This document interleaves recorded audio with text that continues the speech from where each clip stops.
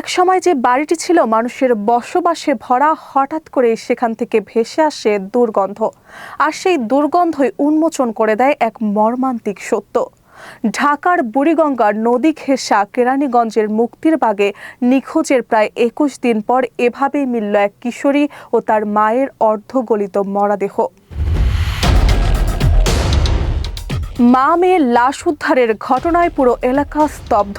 মুক্তিরবাগ জুড়ে শুধু শোক, আতঙ্ক আর প্রশ্ন, কেন এই জোড়া খুন? কি রহস্য লুকিয়ে আছে এই অবর্ণনীয় হত্যাকাণ্ডের পেছনে? ১৫ই জানুয়ারি সন্ধ্যায় কেরানীগঞ্জ উপজেলার কালিন্দী ইউনিয়নের মুক্তিরবাগ এলাকায় একটি ৫তলা ভবনের ২য় তলার ফ্ল্যাটে পুলিশ উদ্ধার করে মরদেহ দুটি। নিহতরা হলেন ১৪ বছর বয়সী স্কুল ছাত্রী জোবাইদা রহমান ফাতেমা এবং তার মা রোকেয়া রহমান।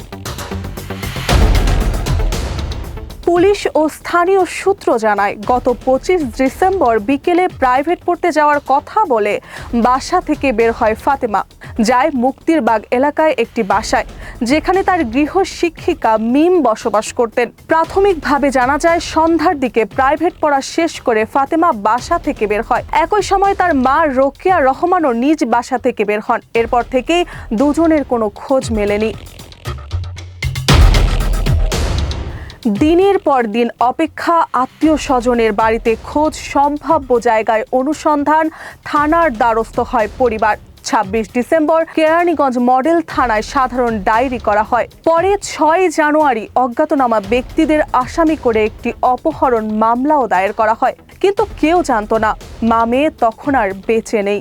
পুলিশ এই ঘটনায় ৪ জনকে আটক করে জিজ্ঞাসাবাদ করছে। তবে ঘটনার পেছনের রহস্যগুলো এখনো অস্পষ্ট। স্বজন আর এলাকাবাসীর অপেক্ষা বের হয়ে আসুক সকল রহস্য, গ্রেফতার হোক প্রকৃত খুনি।